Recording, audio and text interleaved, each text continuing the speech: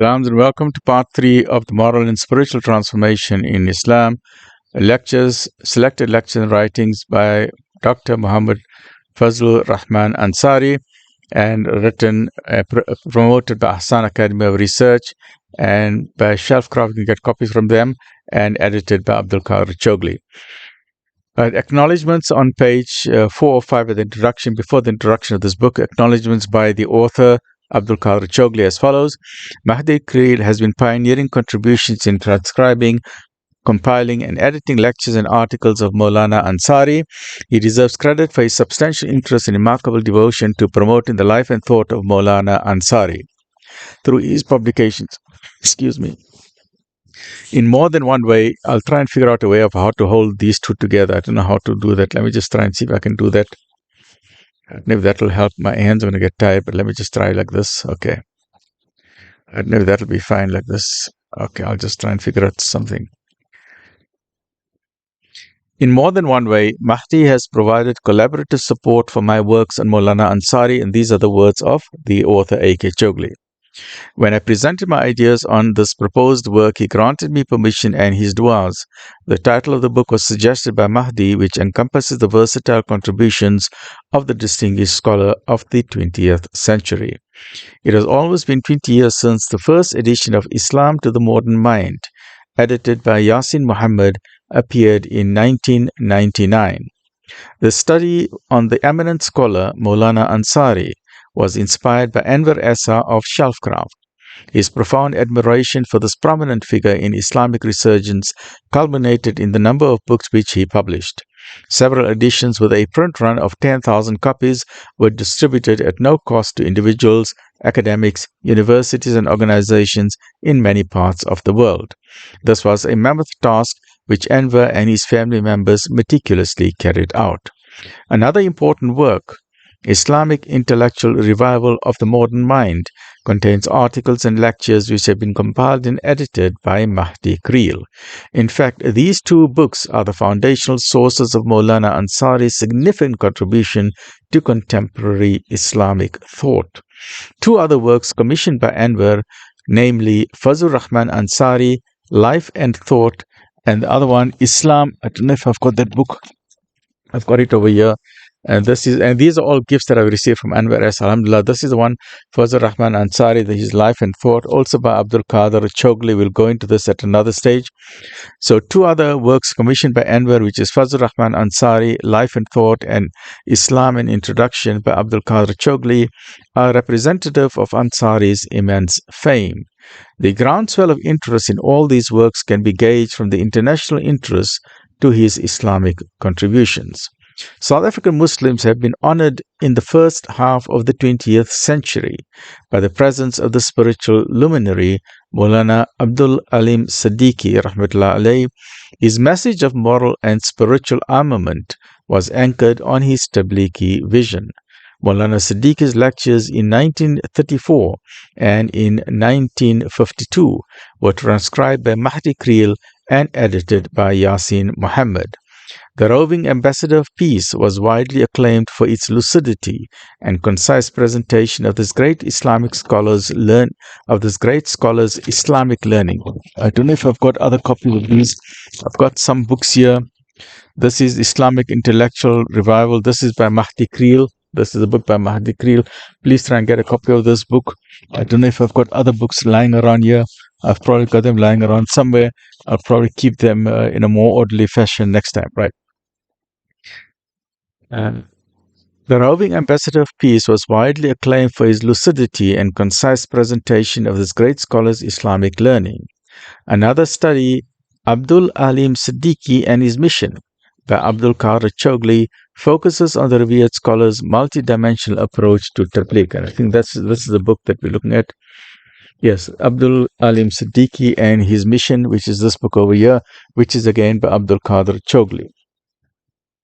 It will be no exaggeration to state that Anwar Essa's publishing efforts on Maulana Ansari and Maulana Siddiqui are unsurpassed. Subhanallah. To date, 7 books of exceptionally scholarly merit have been published and are indispensable reference works on Islamic reformist thought. Anwar has consistently maintained a low-key profile. His unassuming personality and passionate commitment to Islamic studies are his outstanding traits. His ambitious plans to extend the scope of academic research are illustrative of his vision to promote Islamic scholarship. May Allah subhanahu wa ta'ala bless his noble initiatives. May Allah subhanahu wa ta'ala reward all these people, whether it's the scholars, Dr. Fazlur Rahman Ansari, may Allah subhanahu wa ta'ala reward him abundantly. May Allah subhanahu wa ta'ala reward Abdul Alim Siddiq abundantly. Then may Allah subhanahu wa ta'ala reward all these various people. The Ahsan Academy of Research, Shelvcraft for sponsoring all of these, Anwar Esa, his family, and one of the books I read that his brother is also involved. I can't remember which brother it is. And then Mahdie Kriel, may Allah reward him. And then somewhere I read there's someone else called Yasin Muhammad. So all of these various people who are involved in scholarly works, may Allah subhanahu wa ta'ala reward all of them abundantly in this world and in the next world. This is the one also by Islam to the Modern Mind. This is also by Mahdie Kriel, Islam to the Modern Mind. And this is by Yasin Muhammad, the roving ambassador of peace. May Allah subhanahu wa ta'ala reward all of them. The whole purpose of these and why I love these books and why I would like to share these with you, I'm so happy that Anwar Esa has given me all these books as a gift, and to read it and to promote and to share this knowledge with the world. Alhamdulillah, may Allah subhanahu wa ta'ala accept it. The whole point is that we all know that as Muslims, we all are pondering and we look at the global situation of Muslims all over the world, and there are many think tanks worldwide, academic think tanks, to try and understand what has happened in the past, what is happening with us today, and why are we in this situation today. Whether we look at Islamophobia worldwide, whether we look at the problems in the Middle East, in Palestine, whether we look at problems worldwide, globally, it appears that, and that's why I've written this book called Islam in the Media. Why is there this distorted image of Islam in the media? Why is there, and why in some cases does it appear that some of our youth are lost, but in other cases it appears that some of the youth today are much more alert and aware of the Islamic heritage compared to our days. SubhanAllah, maybe it's social media where they are more enlightened. So this is a new phase, a new era that we are entering. And instead of reinventing the wheel, we say, let's look at the fabulous work of these thinkers.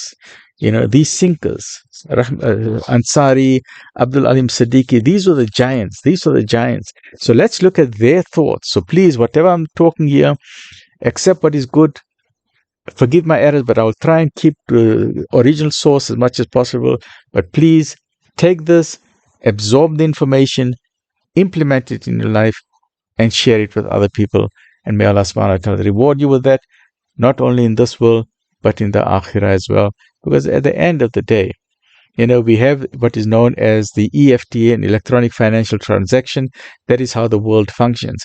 But I like to talk about an EST, an electronic spiritual transaction. Try and do that small little deed, an electronic spiritual transaction, which will help you in the akhirah. And the hereafter is a lifetime of eternity. And that is what our focus should be on, eternity. We are already on the journey to eternity. The ship has already gone.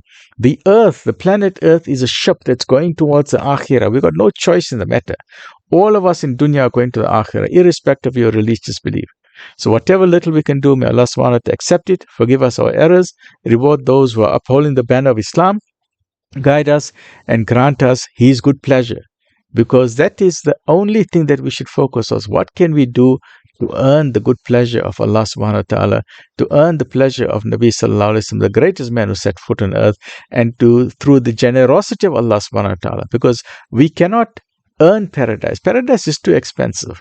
The price tag, if you put a barcode on the barcode, if you put a scan on the paradise, that price tag is too expensive. It will show an error message. So the only way to get paradise is through the grace and mercy of Allah subhanahu wa ta'ala, through His mercy.